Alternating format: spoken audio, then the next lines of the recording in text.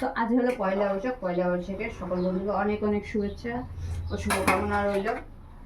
আজ পয়লা বৈশাখ, ভালো মতো কিচ্ছু হচ্ছে না। ভালো মতো না হওয়ার কারণ কি? হ্যাঁ, ভালো মতোর মতো ডিম হবে শুধু। আর যেখানে পয়লা বৈশাখে আমাদের বাঙালি ঘরে বেশিরভাগই মনে করো ভালো মতো খাওয়া হয় মাছ মাংস, সেখানে আজ আমরা ডিম বানাচ্ছি। কারণ কয়েকদিন আগে, মানে বেশি দিন হয়নি, 4-5 দিন হয়েছে, তো আমার বরের তো আমার বর লাইনের মানে কারেন্টে শর্ট খেয়েছে। অনেকে হয়তো ভাববে ইলেকট্রিশিয়ান হয়ে আবার মানে লাইনে শর্ট খেলো। দেখো, কার কপালে কখন কি থাকে কেউ কিন্তু বলতে পারে না। তো আজকে বানাবো আমি ডিম।